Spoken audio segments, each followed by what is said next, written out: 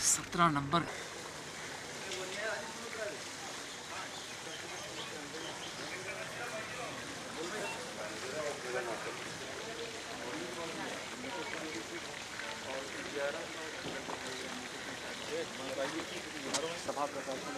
अरे यार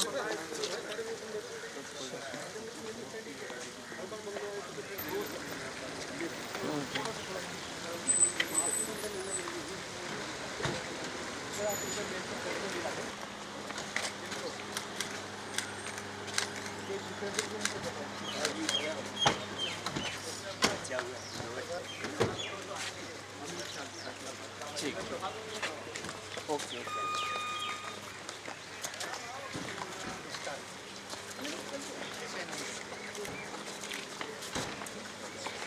wheel chair के लिए नीचे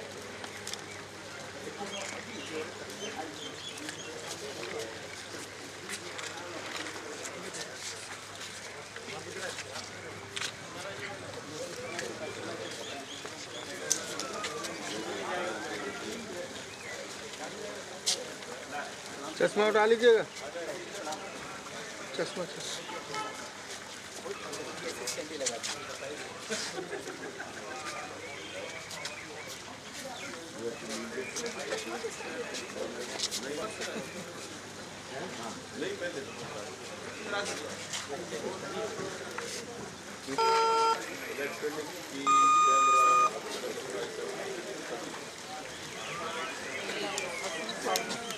आप उधर से चले जाओ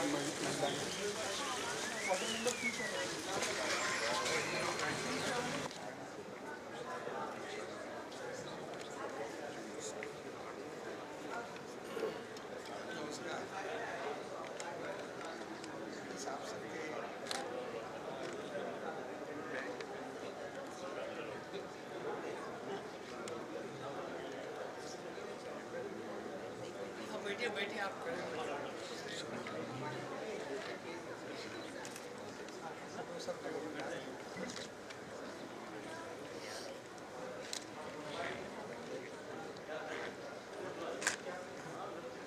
पहला अवसर है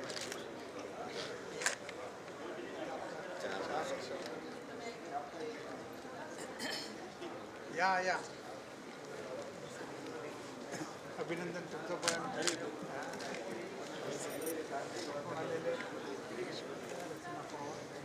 हां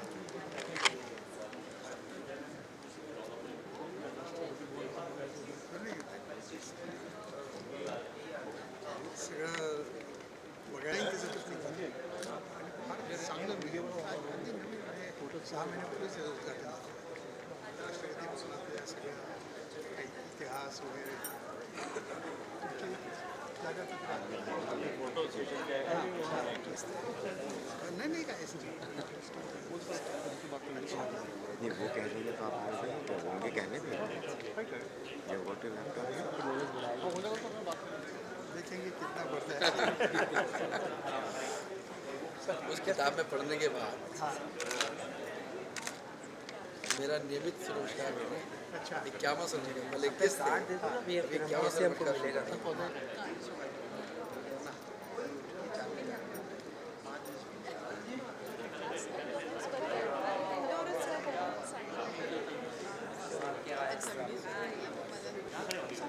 कैसे विशाखा कैसे है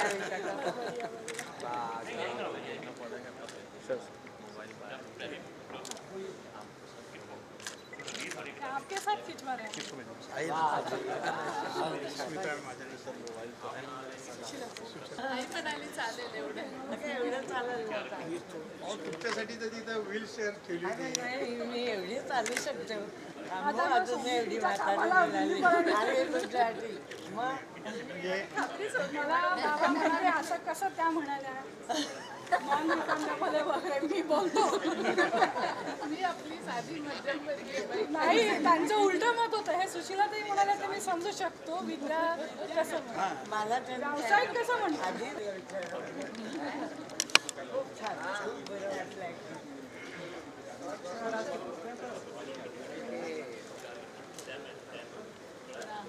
अभिनंदन छान आणि अगदी मी आता ते हां, या सरोज कुलकर्णी आमची समितीची आहे सेविका आमच्यावरच यायची होती मग आम्ही आज येतोय म्हटल्यावर पुन्हा आज मला आनंद आहे.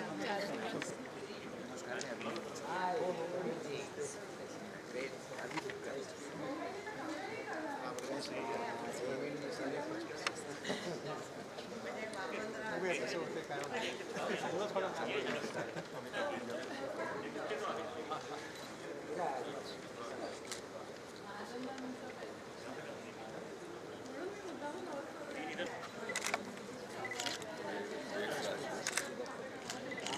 नाम बताए तो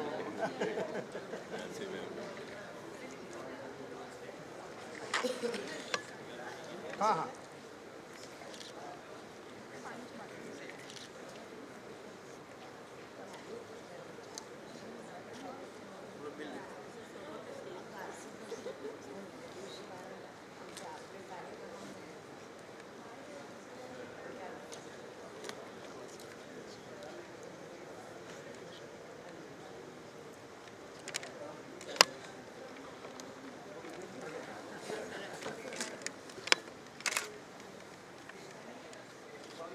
आप शाम को जाएंगे या रहने वाले कल सुबह जाएंगे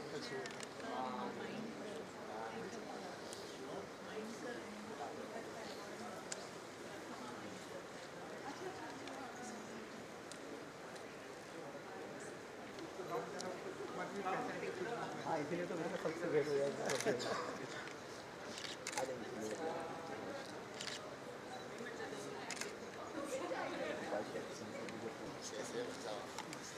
मेरा बेटा आया है अच्छे इसको आशीर्वाद दीजिए इसी ये कर रहा है अच्छा तो शुभेच्छा है तो क्या श्वास लग गया थोड़ा सा मुझे लगा मैं लेट ना हो जाऊँ आपकी सेहत एकदम तो शुरू के फ्लाइट समय पर आई हाँ थोड़े हमारे मन में डर था जेट वसवड़ा जी कौन सी फ्लाइट से हाँ वो सीधे आने वक्त की बात कर रहे थे देखिए कैसा होता है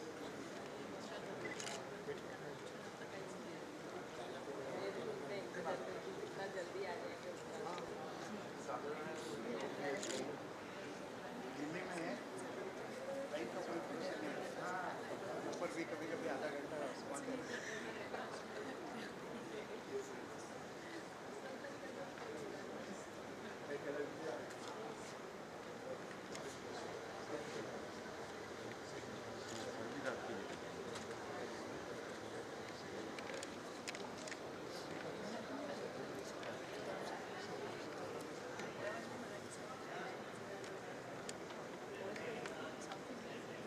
फॉरवर्ड पढ़ा फॉरवर्ड भी अच्छा लिखा पब्लिशर भी राइटर भी मैं लिखता हूँ नाही ती नव्हती मॅनर बनवलेली पण हे पुष्कळ सुनीता आणि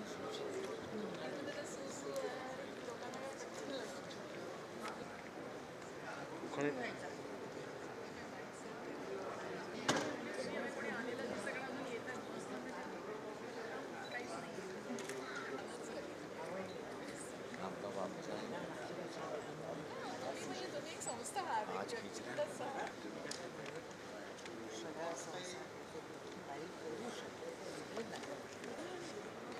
मैं 12 को आया 12 और 13 को सूचना बंद कर दी और बहुत सीनियर उससे भी उम्र में सीनियर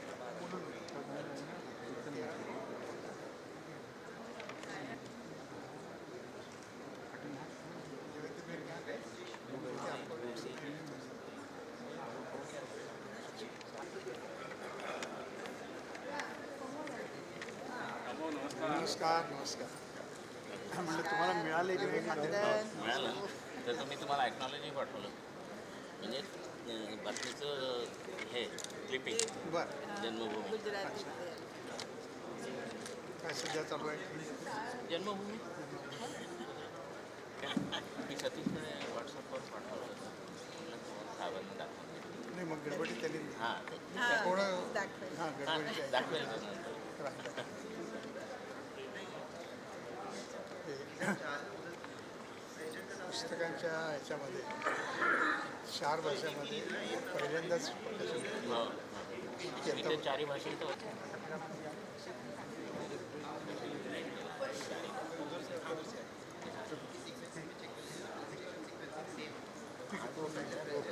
नाही मी संध्याकाळी कारण लखनौमध्ये एवढं होतं की इथले व्यवस्थेमध्ये अशी अडचण काही काल बोलू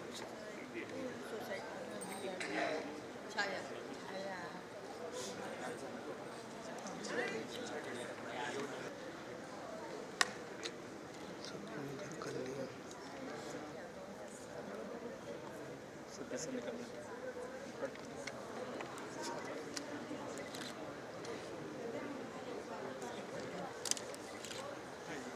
आइए आप लोगों की सीट इधर है.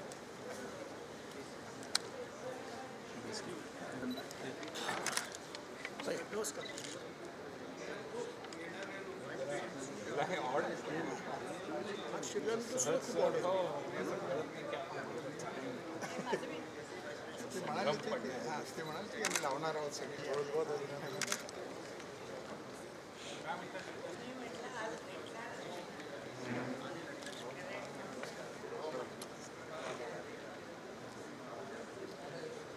हाँ राज्यपालों के लिए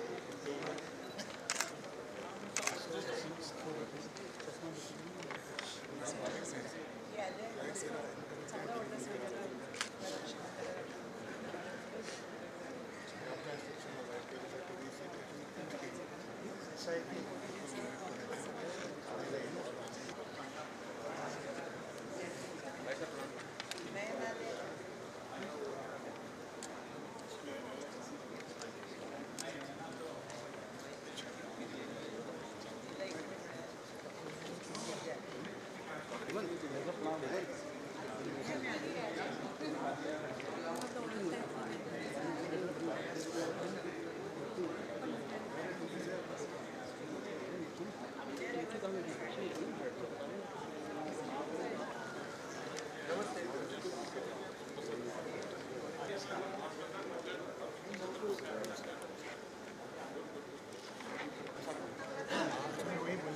के साथ बहुत पहले से जुड़े हुए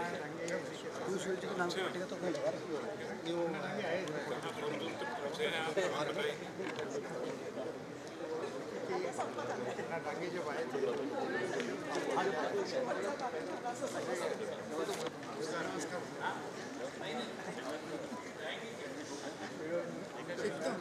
आणि विशाखाताईचा आपसे तो मिलाए प्रोग्राम गए क्या है कि अलग अलग जगह पर अलग अलग कार्यक्रम है तो थोड़ा मेरे मन में ये आ रहा था कि कैसे होगा क्या होगा.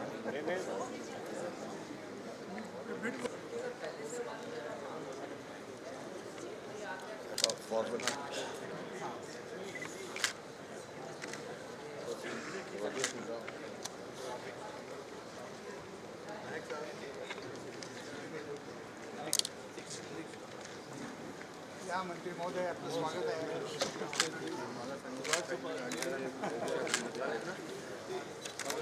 रोज पढ़ते रहते हैं.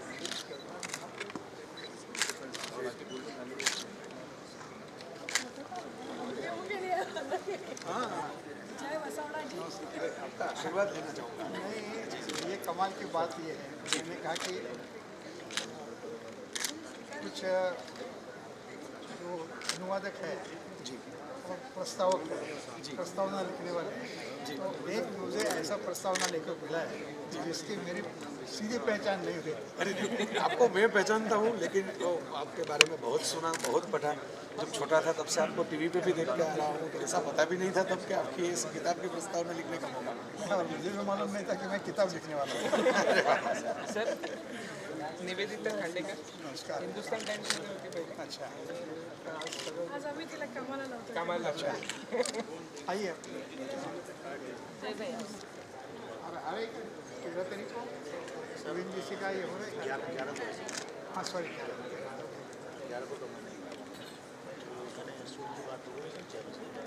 आइए.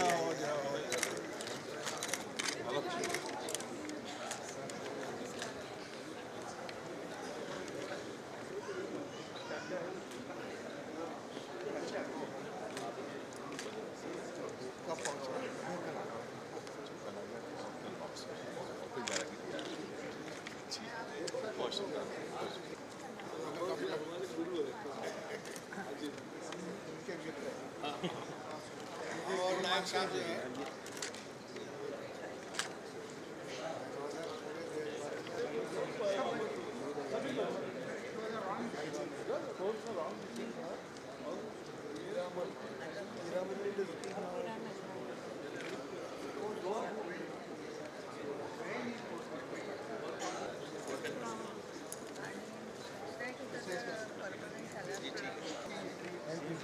किस प्रकार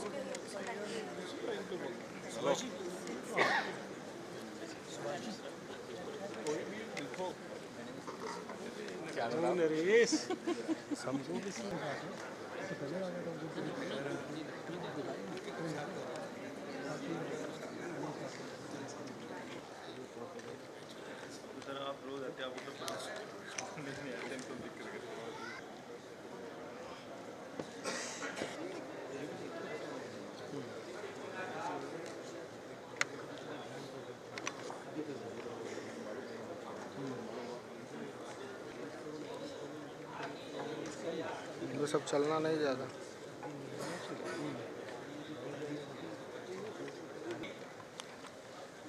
चरैवती नाम से जो किताब यहाँ पर प्रकाशित होने जा रही है, उस कार्यक्रम में मैं विनय सहस्रबुद्धे आप सभी का हृदय से स्वागत करता हूँ। इसके पहले कि कार्यक्रम प्रारंभ हो, मैं आपको कार्यक्रम की रूपरेखा से अवगत कराना चाहता हूँ। ठीक 1 बजे माननीय राष्ट्रपति जी हमारे मध्य में उपस्थित होंगे।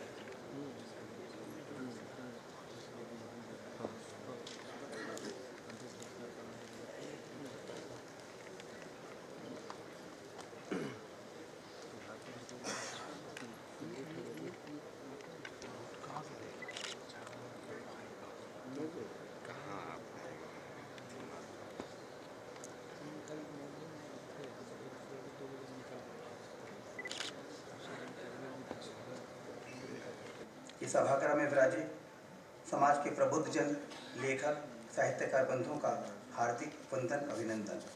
आपके आगमन से हम आनंदित हैं। प्रिंट व इलेक्ट्रॉनिक मीडिया का हार्दिक आभार। इस सुंदर आयोजन हेतु राष्ट्रपति सचिवालय के अधिकारियों और कर्मचारियों ने जो सक्रिय सहयोग दिया, उसके लिए मेरे पास शब्द कम पड़ जाते हैं।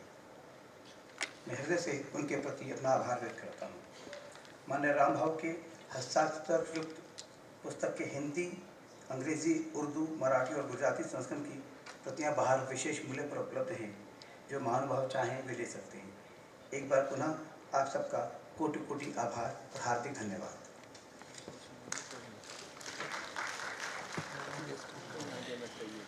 हम सब राष्ट्रगान के लिए खड़े रहेंगे।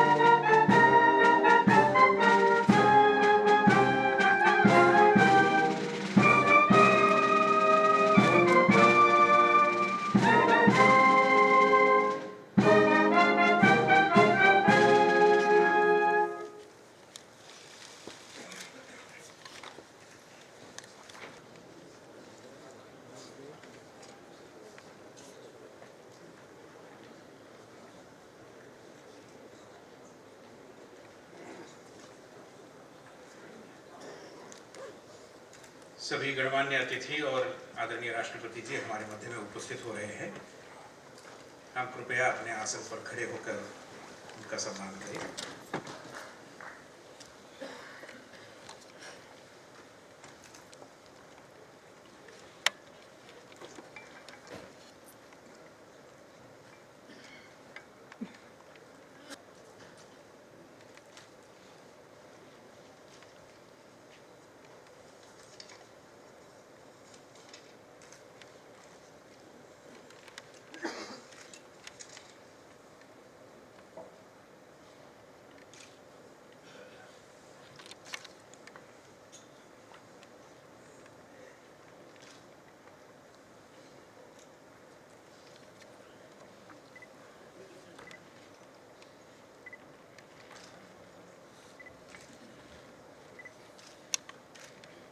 राष्ट्रगान से कार्यक्रम का प्रारंभ होगा।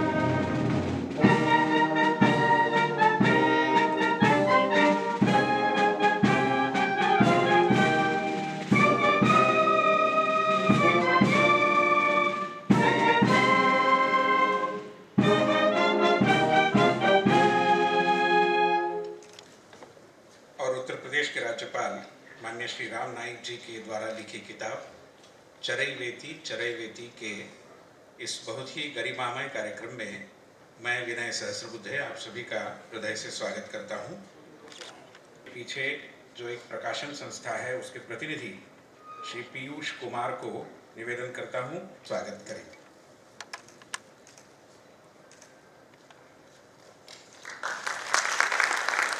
इसी तरह भारत के उपराष्ट्रपति महामहिम मोहम्मद हामिद अंसारी जी का भी स्वागत करें।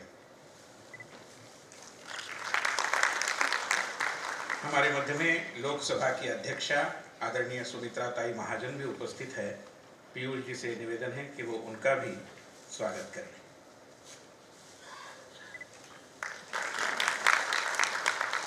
हमारे मध्य में केंद्रीय शहरी विकास मंत्री श्री वेंकैया नायडू जी भी उपस्थित है। पीयूष जी उनका भी स्वागत करेंगे।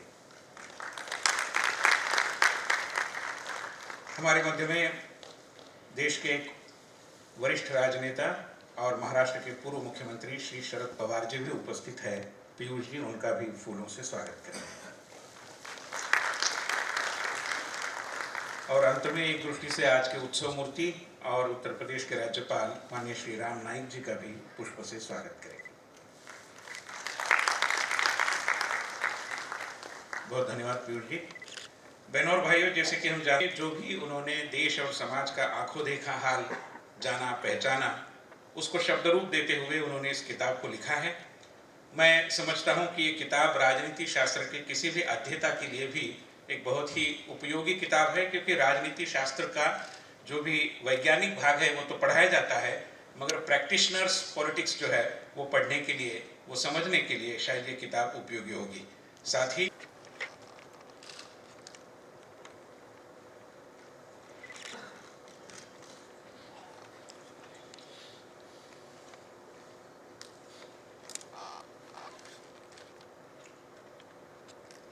भारत के राष्ट्रपति माननीय श्री प्रणब मुखर्जी जी, उपराष्ट्रपति माननीय श्री मोहम्मद हामिद अंसारी जी, लोकसभा अध्यक्ष माननीय श्रीमती सुमित्रा महाजन जी, केंद्रीय सूचना एवं प्रसारण मंत्री माननीय श्री वेंकैया नायडू जी, राष्ट्रवादी कांग्रेस पार्टी के अध्यक्ष माननीय श्री शरद पवार जी, सभागृह में उपस्थित माननीय राज्यपालगण, मंत्रीगण, आमंत्रित विशिष्ट अतिथिगण, पत्रकार मित्र, दिव्य और सज्जन,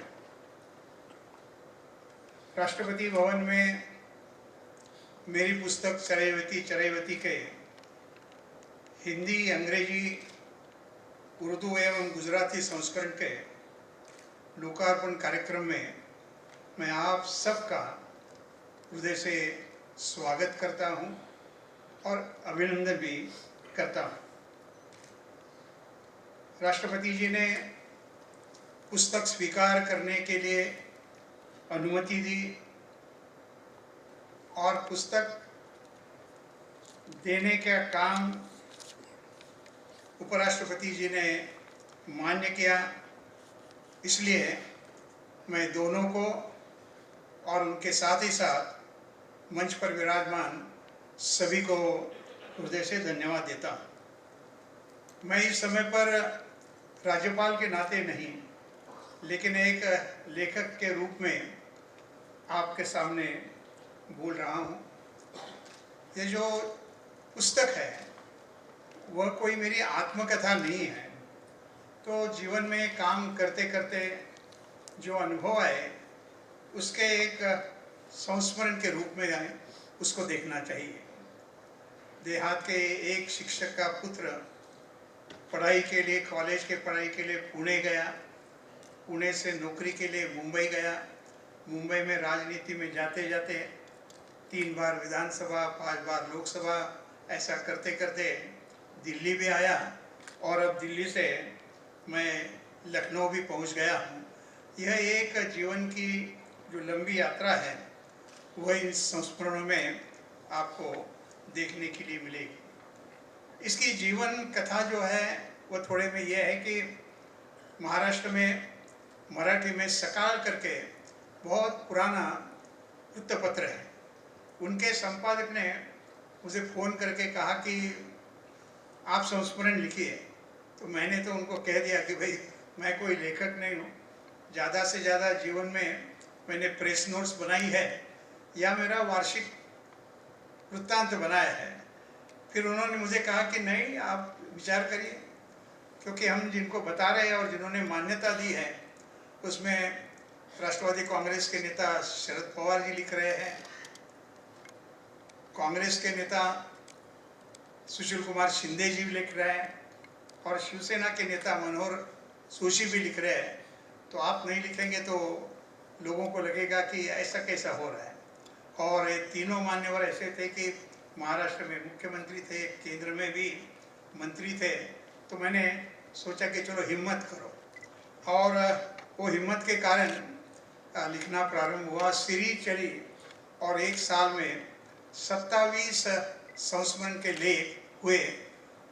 लोगों को अच्छे लगे, कईयों ने बाद में सुझाव भी दिया कि इसका यदि पुस्तक रूप में संग्रहित हो जाए तो लोगों का और अधिक अच्छा उपयोग हो सकता है। और मेरे मित्र आनंद लिमये ने मराठी में वो किताब प्रकाशित किया और आज एक अवसर है कि अन्य 4 भाषाओं में, क्योंकि कईयों ने सुझाव दिया कि केवल आपका व्यक्तित्व मराठी भाषिक तक नहीं है, तो थोड़ा हिंदी है, थोड़ा आप मुंबई के होने के कारण गुजराती भी है, देश की भाषा दूसरी लोगों के जानकारी की दृष्टि अंग्रेजी है, और मैं जिस उत्तर प्रदेश में हूँ उसकी दूसरी भाषा उर्दू भी है। तो इसलिए ये चारों भाषाओं में ये ग्रंथ भी आपके सामने आ रहा है।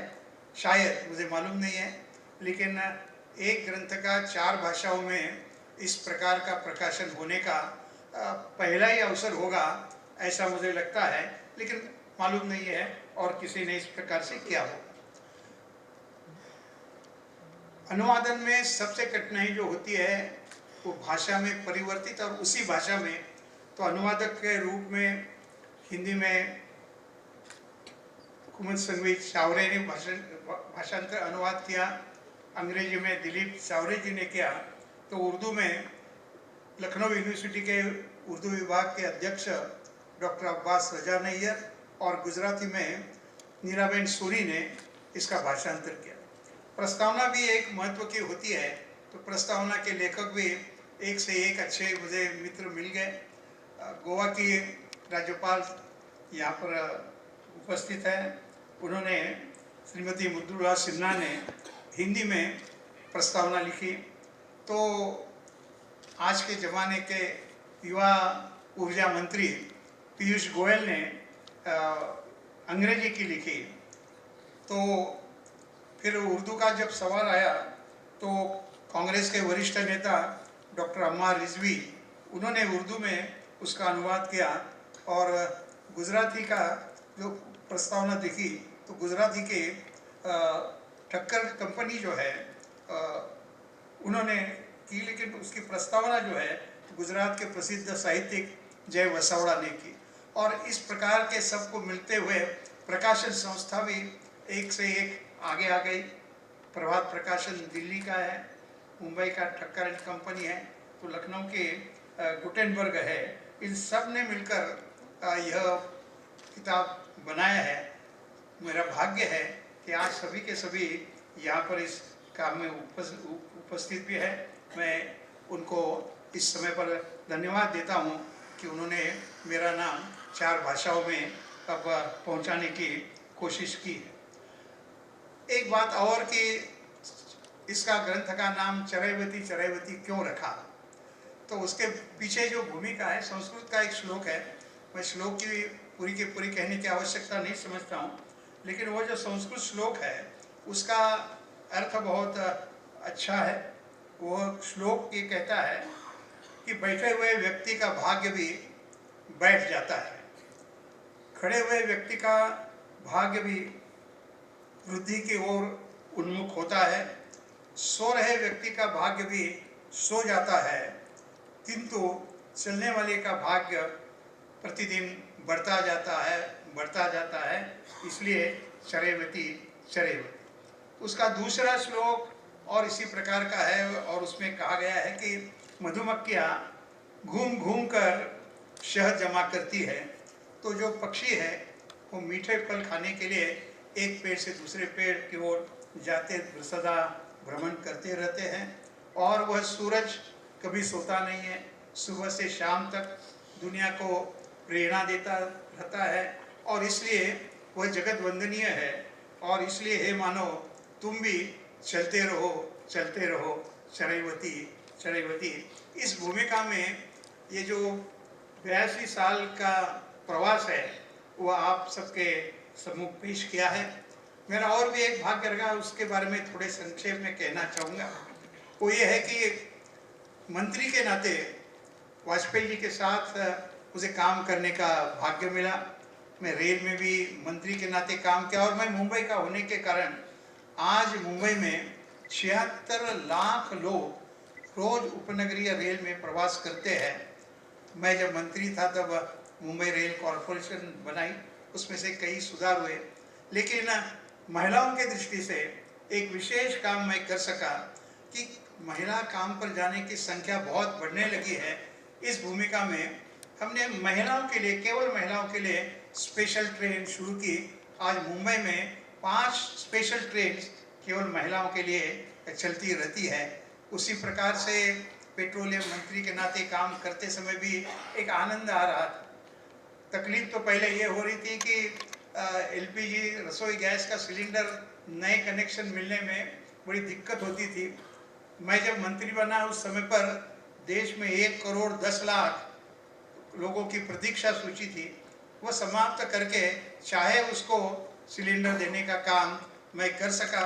ऐसे कई बातें की जो आपको इसमें देखने के लिए मिलेगी। आजकल यहाँ सब जगह पर चर्चा भी दिल्ली का प्रदूषण कितना है, बाकी शहरों का प्रदूषण कैसा है, वो वाहनों के कारण होता है। तो दिल्ली में और मुंबई में पहला सीएनजी से वाहन चलाने का जो काम हुआ वो मैं कर सका और इसलिए जहाँ काम करने का एक मौका मिला वहाँ मैं करता रहा और उसकी कहानी, उसके अनुभव। लेकिन विपक्ष के नाते भी आप काम कर सकते हैं, ऐसा मुझे लगता है कि वह बात मैंने बतानी चाहिए। और 4 बातों को लेकर मुझे बड़ी प्रसन्नता है कि मैं विपक्ष के नाते भी, सांसद के नाते भी मैं कुछ कर पाया।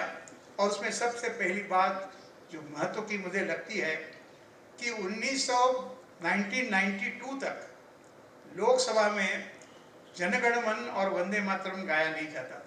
मैंने प्रस्ताव रखा, चर्चा हुई और 1992 में पहले दफे लोकसभा और राज्यसभा में जनगण मन और वंदे मातरम हर सत्र के पहले जनगण मन और सत्र के अंतिम क्षण में वंदे मातरम शुरू हुआ। इसी प्रकार से सांसदों के काम के लिए अपने अपने क्षेत्र के छोटे छोटे काम करने के लिए सांसद निधि का भी मेरा प्रस्ताव था। सबने उसको बड़ा समर्थन किया और उस समय पर नरसिंह राव जी प्रधानमंत्री थे, उन्होंने ये बात मान्य की। अब पहले तो 1 करोड़ का था, बाद में 2 करोड़ हो गया, 5 करोड़ है। अब इस समय पर और भी बढ़ाने की चर्चा चल रही है। तो ऐसे कुछ काम, और इसके साथ ही साथ मेरे शहर का नाम मुंबई है, लेकिन अंग्रेजी में बॉम्बे और हिंदी में बम्बई कहते थे। मैंने सोचा कि ऐसा कैसा हो सकता है, व्याकरण के नियमों के आधार पर कोई विशेष नाम का भाषांतर नहीं होता है। मैंने ये बात छेड़ी और आखिर सरकार ने ये बात मान ली और बॉम्बे और बम्बई के बदले में मुंबई शुरू हो गया। बाद में मद्रास का चेन्नई हो गया, बंगलोर का बंगलुरु हो गया। ये बात जब जाता हूँ, बोलता हूँ, तो मुझे भी अपने आप में आनंद लगता है। महिलाओं की दृष्टि से काम करते समय और एक बात मैंने की कि सांसद को अपना निजी विधेयक भी पेश करने का अधिकार होता है, और उस अधिकार के तहत मैंने महिलाओं की दृष्टि से स्तनपान प्रोत्साहन और बेबी फूड एडवर्टीजमेंट प्रतिबंध लगाने का विधेयक प्रस्तुत किया था, और वो सरकार ने वैसे के वैसे मान लिया। और इसलिए एक समाधान होता है, वो समाधान ये आप ग्रंथ जब पढ़ेंगे तब आपको देखने के लिए मिलेगा। और मुझे ऐसा लगता है कि ये सारा जो काम किया उसके पीछे एक बहुत बड़ी संख्या, बड़ी ताकत स्थानीय सामाजिक और राजनीतिक कार्यकर्ताओं के हमेशा मेरे पीछे रही। और इसलिए मैंने ये पुस्तक जो है वो कार्यकर्ताओं को ही समर्पित किया है। कार्यकर्ताओं के साथ ही साथ मेरा परिवार वैसे छोटा है, पत्नी और 2 पुत्रियां, लेकिन उन्होंने मुझसे अधिक अच्छा काम घर में भी किया और मुझे प्रोत्साहन दिया।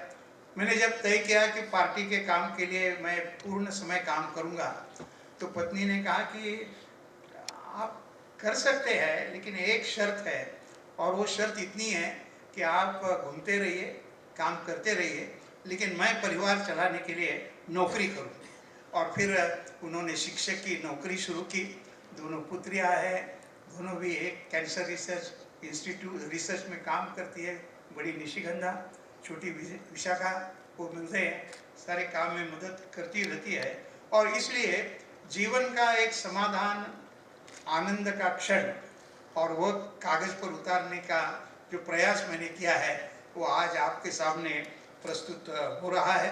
काम से मुझे तो संतोष और समाधान है, आत्म समाधान भी एक महत्व का होता है, लेकिन इससे अधिक समाधान इस बात का है कि इन चारों ग्रंथों का लोकार्पण राष्ट्रपति जी के देह आ जा रहा है, राष्ट्रपति भवन में हो रहा है। और इसलिए मैं सभी को, राष्ट्रपति जी को, उपराष्ट्रपति जी को, मंचस्थ सभी अन्य मान्यवरों को और आप सबको धन्यवाद देते हुए मेरा वक्तव्य पूरा करता हूँ। बहुत बहुत धन्यवाद, नमस्कार, जय हिंद।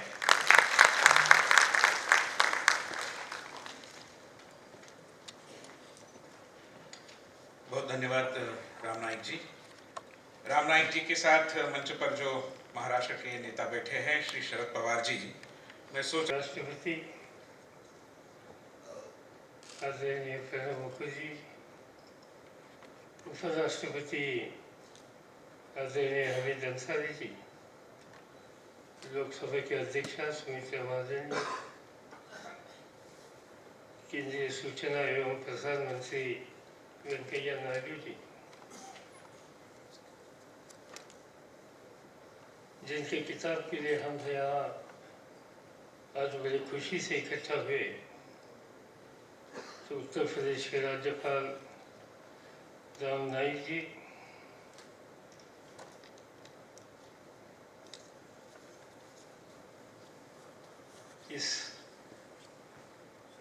किताब को विविध भाषा में भाषांतरित करने की जिम्मेदारी जिन साथियों ने ली, ये सभी भाषांतरकार बहनों और भाइयों, आज मुझे खुशी है कि रामचंद्र की जीवन की गाथा इस किताब के माध्यम से देशवासियों के सामने आ रही है। नाइक साहब ने अपने भाषण में कुछ बातें कही, मगर उनका पूरा जीवन एक संघर्षशील जीवन था। आप में से कई लोगों को शायद मालूम नहीं होगा कि महाराष्ट्र में सबसे ज़्यादा सूखा एरिया जो है, इस एरिया से राम नाईक पैदा हुए। इस गांव का नाम है आठपाड़ी। एक अजब गांव है, एक अजब परिसर है। हर 5 साल में 4 साल सूखा होता है। पीने का पानी का प्रबंध टैंकर से किया जाता है और ऐसे परिस्थिति में रहकर भी जीवन के विविध क्षेत्र में कुछ न कुछ नाम कमाने का काम वहाँ के कई दिग्गजों ने किया। जहाँ खेती ठीक तरह से नहीं हो सकती, जहाँ काम मिलने के लिए रोजी रोटी की समस्या पैदा होती है, वहाँ के जो लोग हैं वो ये परिस्थिति पर रास्ता निकालने के लिए हमेशा कोशिश करने वाले लोग होते हैं। आपको आश्चर्य लगेगा कि देश के स्वतंत्रता आंदोलन में सबसे ज़्यादा जेल में जाने वाले लोग उसी क्षेत्र के थे।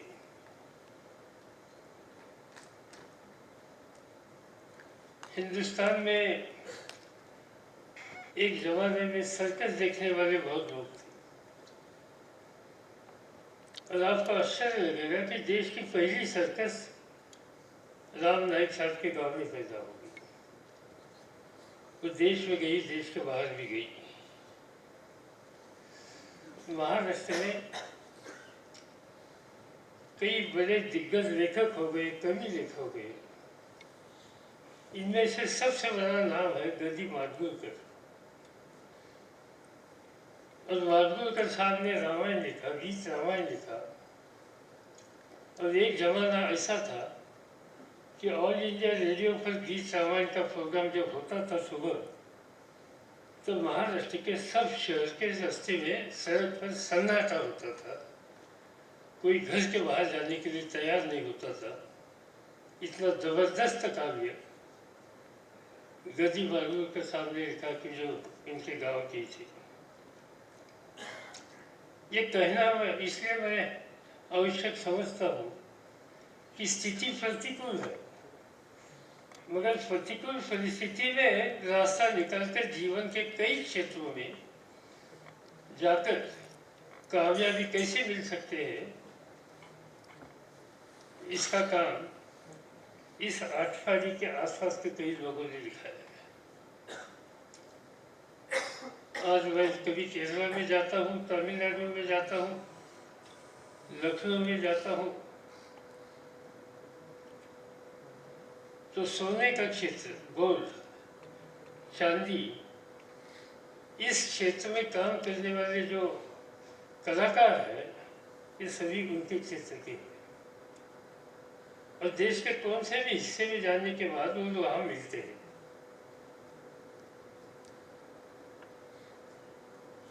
ये पार्श्वभूमि राम नाईक साहब के गांव की है। इनके पिताजी शिक्षक थे।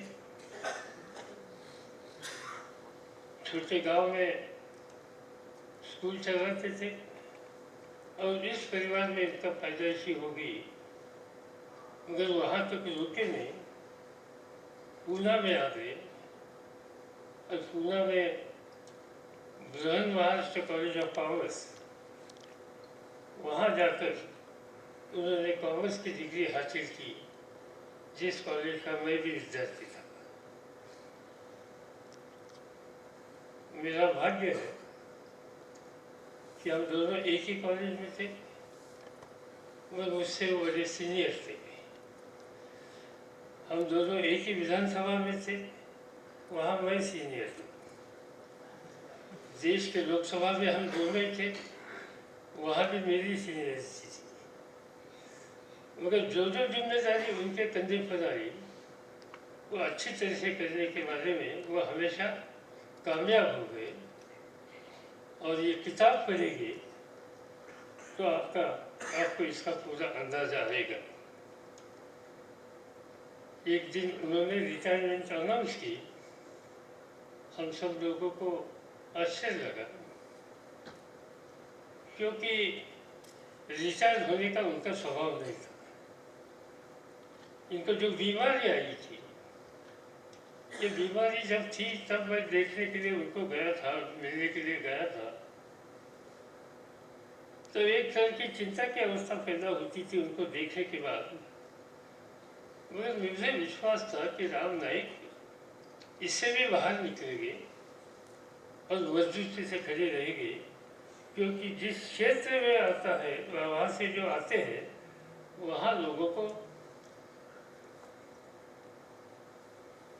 एक आदत हुई है कि कितना ही बड़ा संकट हो, इस संकट से बाहर निकलकर देश के सामने कुछ न कुछ आदर्श रखना। और इसलिए उनकी बीमारी गंभीर थी, मगर वो बाहर आ गई। और आज बड़ी जिम्मेदारी उत्तर प्रदेश जैसे राज्य के लिए रही।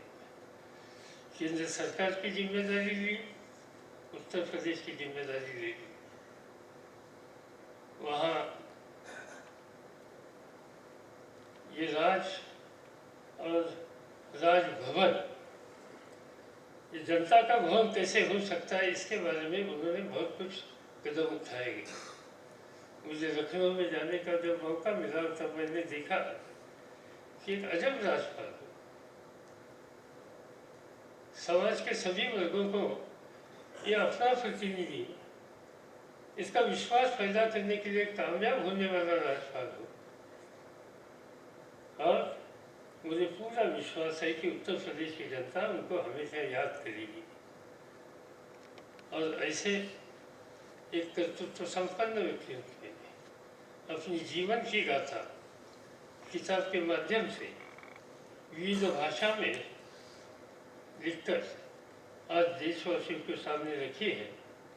मुझे पूरा विश्वास है इससे नई पीढ़ी को एक प्रेरणा मिलेगी और जीवन में प्रतिकूल परिस्थिति में आगे कैसे जाने की आवश्यकता है, इसका एक रास्ता उनके सामने हमेशा के लिए रहेगा। मैं राम नाईक साहब को धन्यवाद दिलाना चाहता हूँ कि उन्होंने ये काम किया और मुझे पूरा विश्वास है वो ऐसे ही काम करते रहेंगे, करते रहेंगे, करते रहेंगे। धन्यवाद। Shri Pranab Mukherjee ji, honourable vice president Mohammad Hamid Ansari ji, honourable speaker of the Lok Sabha Shrimati Sumitra Mahajan ji, respected senior politician Shri Sharad Pawar ji, and then Sri Ram Naik ji, Honorable Governor of Uttar Pradesh, Sri Vinay Sahasrabuddhe and friends. I don't want to make a big speech. In fact, I was just thinking that why not I leave my speech and then wait for the President's address. Suddenly, Vinay ji has called me. As you are saying, I preside, you decide. I did not tell him to decide. I said at the time, President presides and the team decides. Team means team decides. Rambhav, as we all fondly call him, I know him since my younger days. Rambhav was an ideal legislator, ideal member of parliament, ideal minister. Now he is proving to be an ideal even governor. And above all, He's an ideal human being. He's a strict disciplinarian. That's why we made him as the chairman of the disciplinary committee of the party. And I was the president. And then whatever work you entrust him, he does it with utmost dedication and devotion. And he has that character, caliber, capacity and conduct. As I told you, the discipline and devotion. They are the highlights of his life. And he always works very hard. He's a good organizer, good reader, good leader. And also, he used to minutely study the problems of different sections of the society. He has taken up the cause of fishermen. I was wondering, man lives in Mumbai and talks about fishermen. He studied, and then he brought certain important aspects of the problems faced by the fishermen community, and they were addressed also. And then, when I was the chairman of the standing committee of Home, he brought to my notice, and earlier petitions committee chairman also, the problems of the leprosy affected people. Influenced by Rambau's guidance, I went around the country and visited almost majority of the areas where this leprosy affected people are living, and along with me, a lot of other members also took interest. It was really a big education to all of us. And then finally, we presented a report. Not only that, even after presenting the report also, he used to remind me again to follow it up. That's the interest he takes in the cause in which he believes. Then he also used to submit a report to the people. He called me one day to release that report to the people. Report as a member of parliament what I have done in the house or in public life. This is what I have done. He used to report to the people. That was an ideal way of functioning of a politician. There has to be accountability, reporting to the people.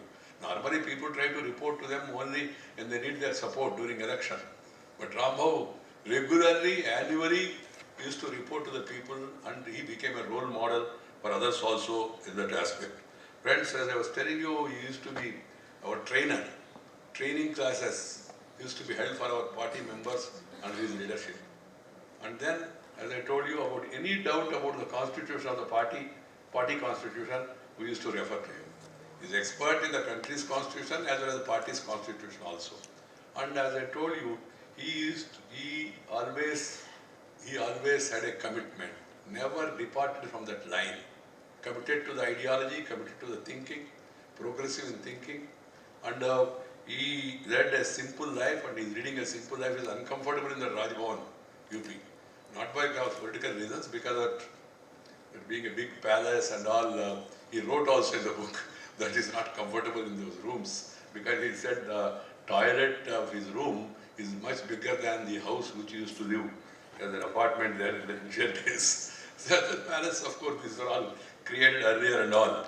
But only thing I want to tell today is that we must emulate persons like him.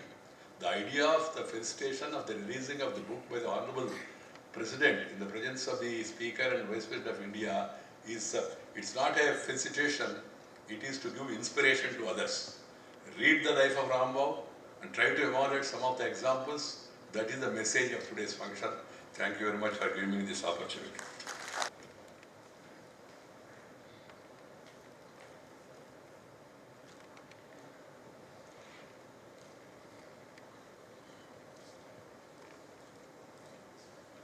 Seat पर विराजमान हमारे माननीय राष्ट्रपति जी, मैं हमेशा मोह लोभ संवरण नहीं कर पाती उनको प्रणवता कहने का।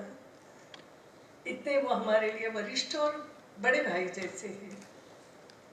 हमारे मंच पर उपस्थित उपराष्ट्रपति माननीय अंसारी जी, हमारे अपने पार्टी के वरिष्ठ वेंकैया जी, एक और भी मेरे बंधु सम आदरणीय शरद पवार जी, सालों साल तक पड़ोस में रहे और एक भाई जैसा हमेशा उनका व्यवहार मेरे साथ रहा और जो मेरे मार्गदर्शन भी करते रहे।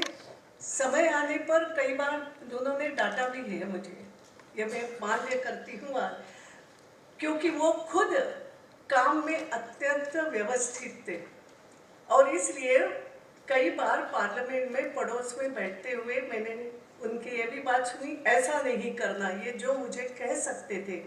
और आज जिनके पुस्तक का 4 भाषाओं में प्रकाशन हो रहा है, ऐसे उत्तर प्रदेश के राज्यपाल माननीय राम नाईक जी, विनय जी और यहाँ पर कई ऐसे गणमान्य व्यक्ति उपस्थित हैं जिन्होंने समय समय पर जीवन में मार्गदर्शन भी किया है, मित्रत्व भी कई सारी बातें बताई है और मेरे जीवन को आकार देने का प्रयास भी किया है। ऐसे वो सभी वरिष्ठ लोग और यहाँ पर उपस्थित अन्य बंधु भगिनी, आज माननीय राम नाईक जी के चरैवेति इस किताब की 4 भाषाओं में उसका प्रकाशन हो रहा है।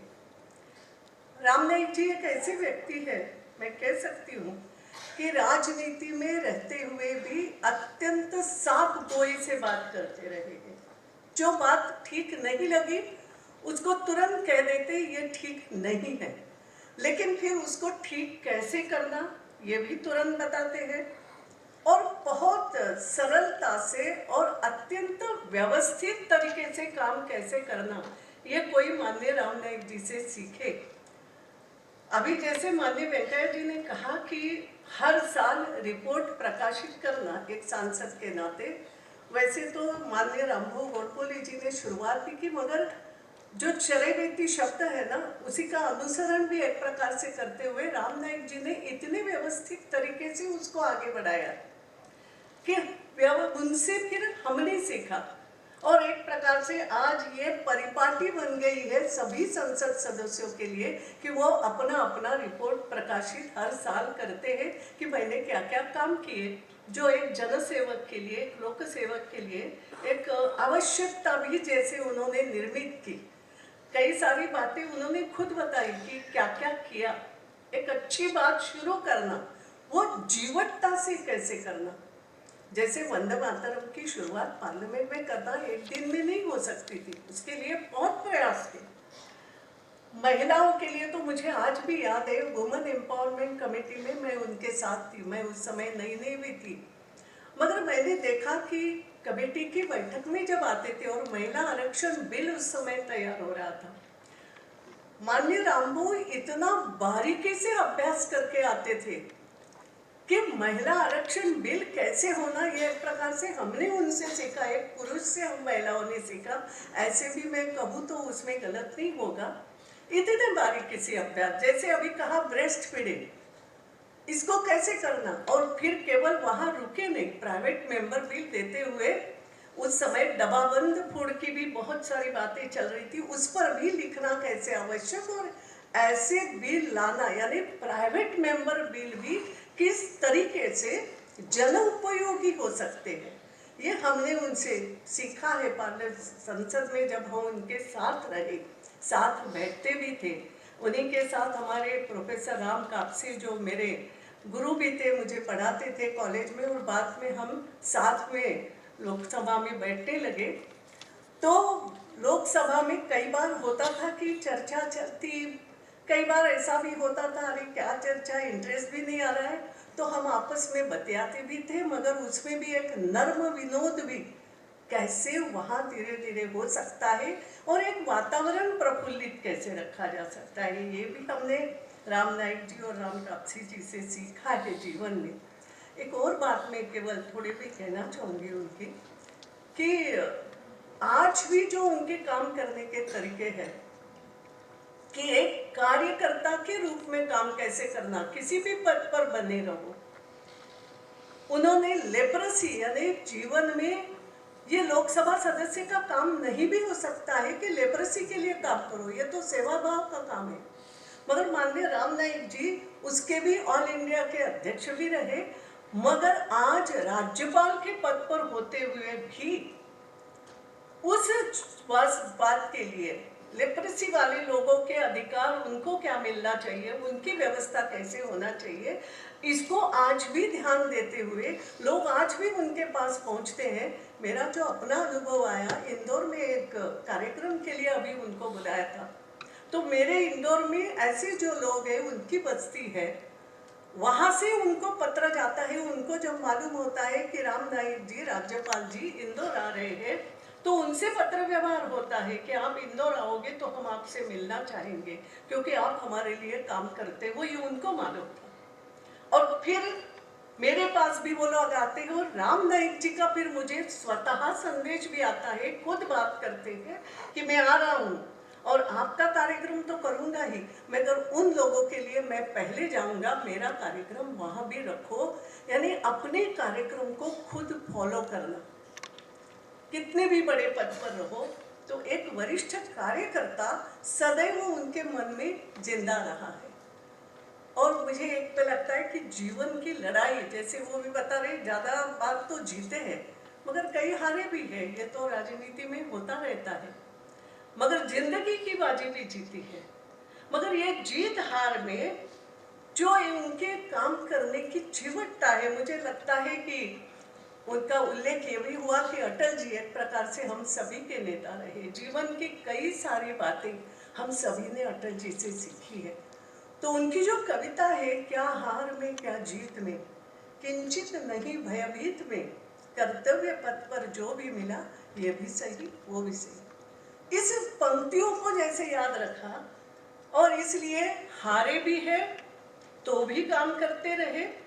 एक ऐसे बीमारी से वो जीते हैं। मैंने वो सब दृश्य देखे हैं कि कांच के घर में रहना जैसे होता था, वो हम दूर से उनको देख के आते थे, वो अंदर अपना काम करते रहते थे और वहीं से हमें हाथ हिला के जो भी आता था उनको मिलते थे।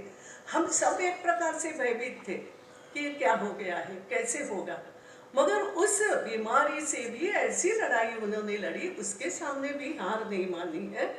और फिर जैसे अटल जी ने कहा कि यह आपका पुनर्जन्म है, ये जनता की सेवा के लिए है, तो आज भी उसी तरीके से काम करते रहे, ऐसा ये व्यक्तिमत्व है।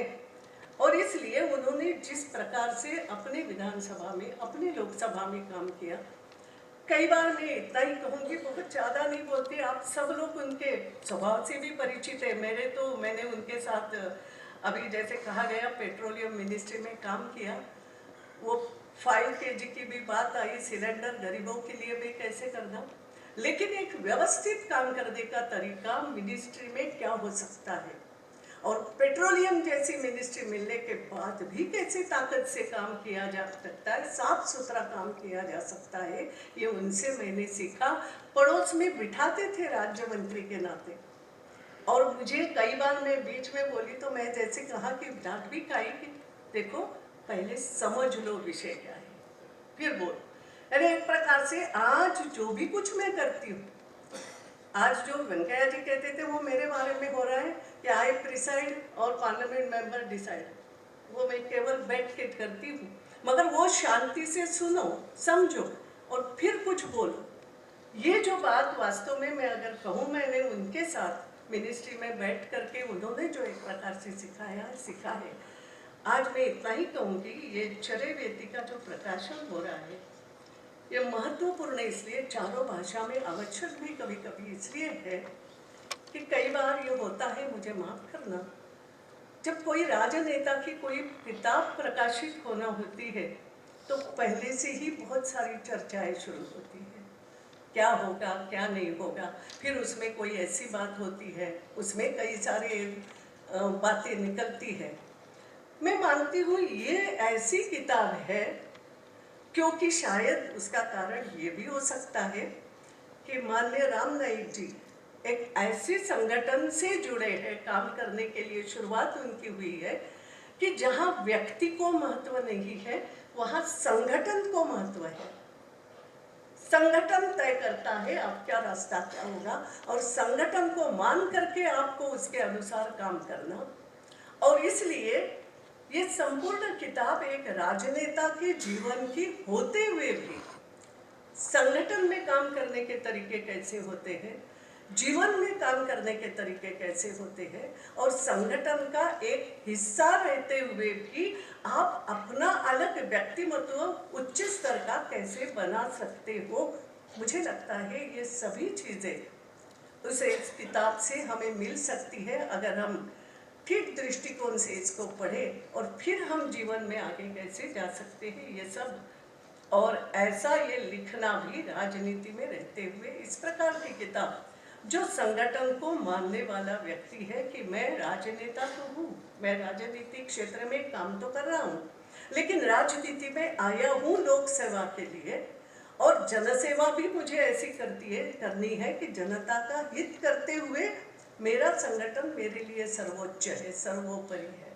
ये सभी भाव रखने वाला एक कार्यकर्ता, वरिष्ठ कार्यकर्ता, क्योंकि अटल जी ने ही ये सिखाया कि बाकी सब पद तो आने जाने हैं, कार्यकर्ता का पद तो कोई नहीं छीन सकता है। ये भाव माननीय रामभो ने मन में रखा है और उस दृष्टि से ये किताब लिखी है, और इसलिए इस किताब का महत्व भी है। और ऐसी उस किताब का चारों भाषाओं में नहीं, मैं कहूँ जन जन भी इसको पढ़े तो इसमें से हर समय कुछ ना कुछ नया सीखने को ही मिलेगा। मैं बहुत बहुत बधाई भी देती हूँ, अभिनंदन करती हूँ जिन लोगों ने इसके अनेक भाषाओं में उसका, क्योंकि भाषांतर करते समय भी कई बार थोड़ी सी गड़बड़ हो सकती है, हालांकि किताब मजबूती से लिखी हो तो वो गड़बड़ भी नहीं होगी। तो ये अनेक भाषाओं में जो आज यहाँ प्रसिद्ध हो रही है, जिन लोगों ने मेहनत की है, और प्रभात जी हमेशा ऐसे अच्छी किताबों का प्रकाशन करते रहते हैं, तो उन सबको भी मैं बधाई देती हूँ, शुभकामनाएं। श्री मोहम्मद हामिद अंसारी जी के हाथों विमोचित होगी और उसके बाद माननीय उपराष्ट्रपति जी उसकी पहली प्रति माननीय राष्ट्रपति जी को भेंट करेंगे।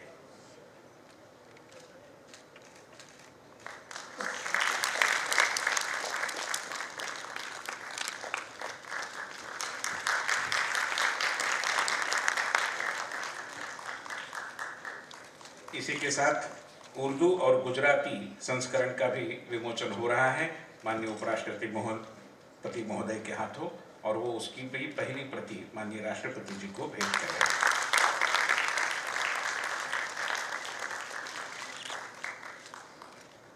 बहुत धन्यवाद माननीय उपराष्ट्रपति जी और माननीय राष्ट्रपति जी का। अब इसके बाद हमारे देश के सम्मानित उपराष्ट्रपति जी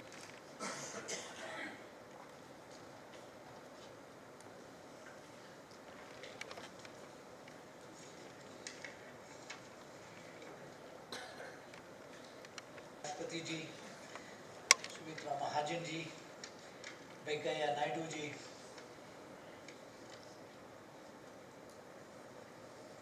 शरद पवार जी, किताब के ऑथर राम नायक जी, राज्यसभा के सदस्य doctor Vinay, ladies and gentlemen, if there is one phrase that captures the theme of Shri Ram Nayak's life, recounted in his own words, is this aptly named autobiographical account. In his resolute will and determination to march ahead despite the challenges and barriers that confront. Whether it was his personal struggle against cancer or fight for the rights of the Trombay power project displaced, he had shown fortitude and resoluteness that has been exemplary. This volume candidly captures Shri Ram Nayak's journey from Sangli district in southern Maharashtra to the Raj Bhavan in Lucknow, and is a testimony to his dedication, abilities and spirit of public service. As an activist, Shri Ram Nayak took up the cause of fishermen in Maharashtra and participated successfully in the movement to change the name of Maharashtra's capital city, now known as Mumbai. His commitment to his chosen ideology and his ideological skills came to early notice. As a member of parliament, Shri Ram Nayak made substantial contributions while in the Public Accounts Committee. His tenure as the Minister of Petroleum saw India make increasing investments and strategic tie-ups abroad in order to secure our energy security. the aspect which shines through the many achievements and accomplishments detailed in the book is the humane and unassuming personality of the author. Someone who is willing to admit to his human failings and yet ever ready to rectify his approach and seek newer avenues. His story is the story of a life dedicated to public service. I congratulate the Sakal Group for initiating the project of publication of life sketches of prominent public personalities in Maharashtra and in having them translated into English to give access to a wider audience. And today's volume has been translated in 4 languages. I wish Shri Ram Naik many more years of service to the people. Jai Hind. राष्ट्रपति जी ने turbulent years नाम की एक किताब 2 साल पहले लिखी और एक किताब उनके अभी अभी आई है द ड्रामेटिक डिकेल।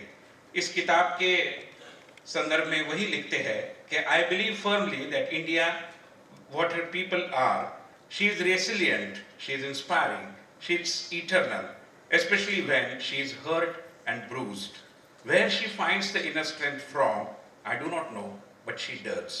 महोदय, भारत की इस आंतरिक शक्ति के एम्बॉडीमेंट, प्रतीक के रूप में हम आपको देखते हैं, आदरणीय राष्ट्रपति श्री प्रणव कुमार मुखर्जी जी।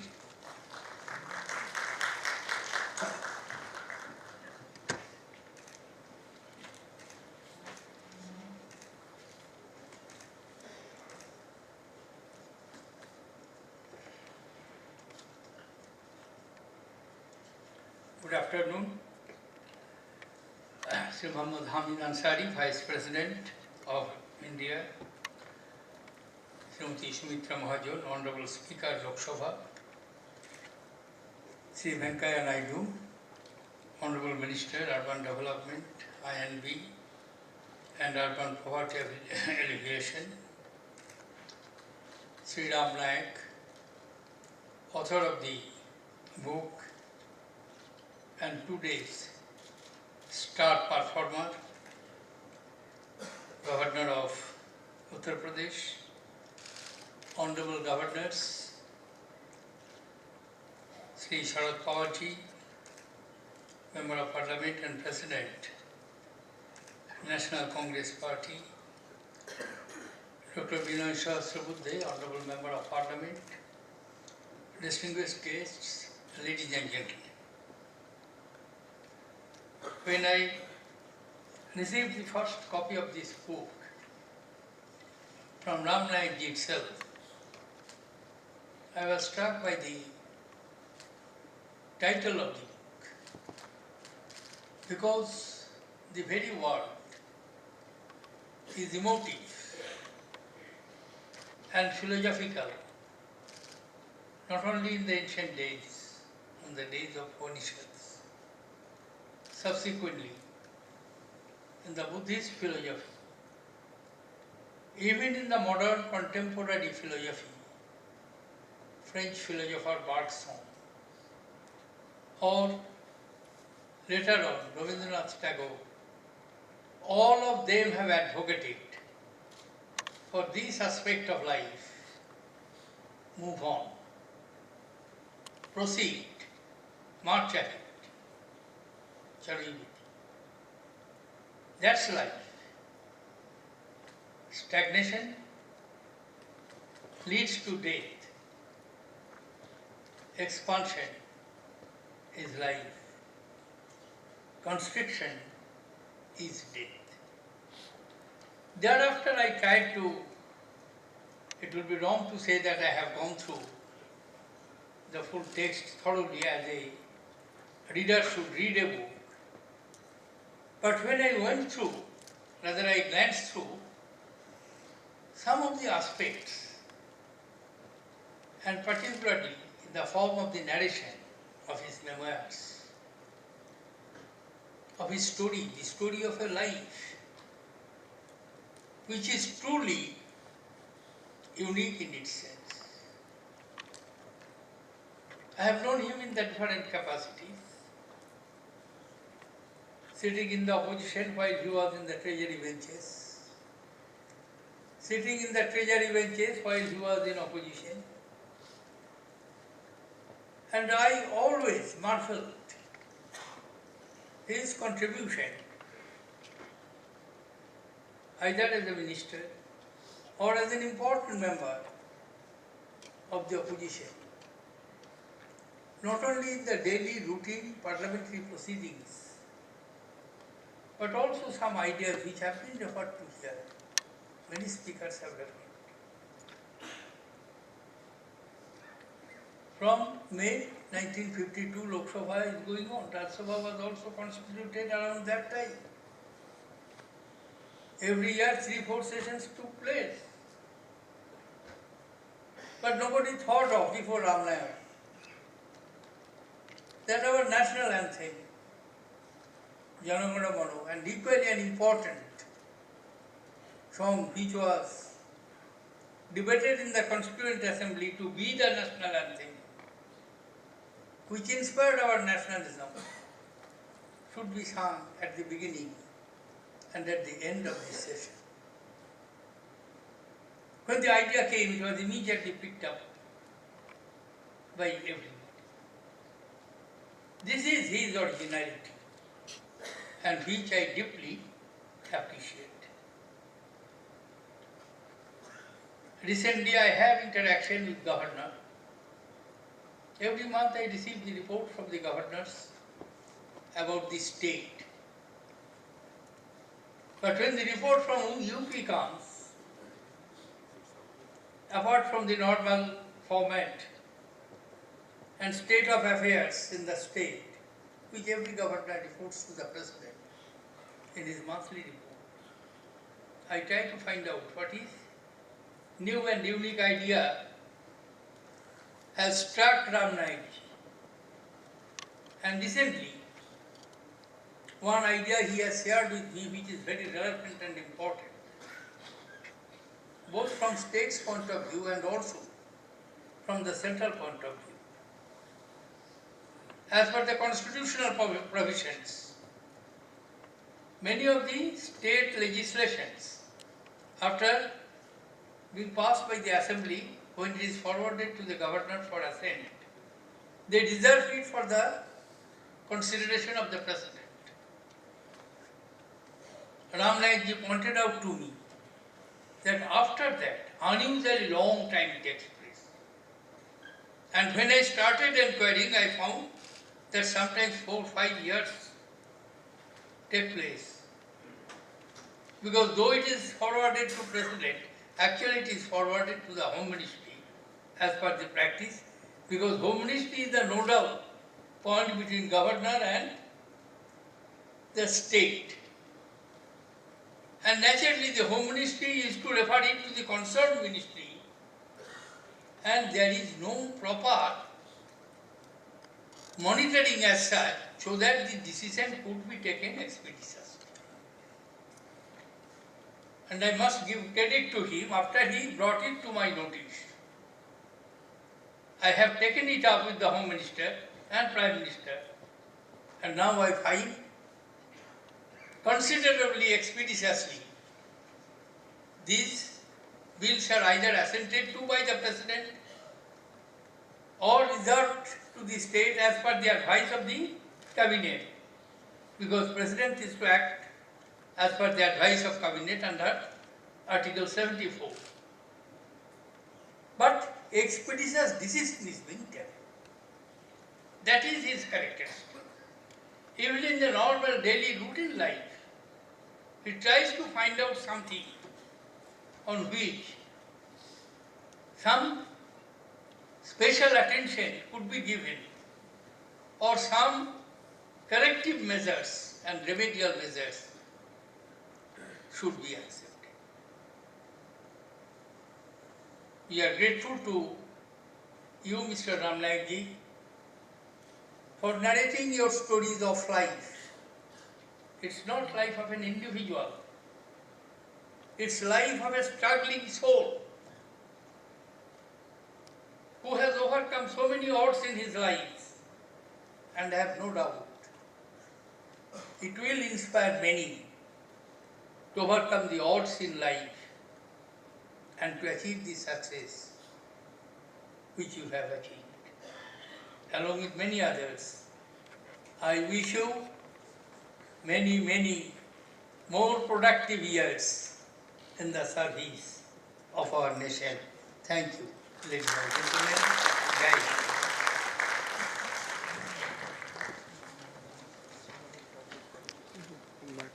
कार्यक्रम के अंतिम चरण में हम पहुंच चुके हैं। मैं प्रभात प्रकाशन के श्री प्रभात कुमार जी को अनुरोध करता हूं कि वे आए और यहाँ पर धन्यवाद ज्ञापन करें। श्री प्रभात कुमार। प्रति श्री मोहम्मद हामिद अंसारी जी का आभार कि उन्होंने आदरणीय राम नाईक जी की पुस्तकों का लोकार्पण किया। वे स्वयं एक सम्मानित लेखक हैं। उनकी भी पुस्तक प्रभात प्रकाशन द्वारा इसी माह प्रकाशित होने वाली है। जिनके सौम्य व्यक्तित्व से सबको इतनी छाया प्राप्त होती है, ऐसे आदरणीय सुमित्रा ताई का हृदय की गहराइयों से हार्दिक आभार। वरिष्ठ केंद्रीय मंत्री माननीय श्री वेंकैया नायडू सदा हमें अपने आशीर्वाद से समादित करते हैं। उनका भी यहाँ आगमन हेतु मैं आभारी हूँ।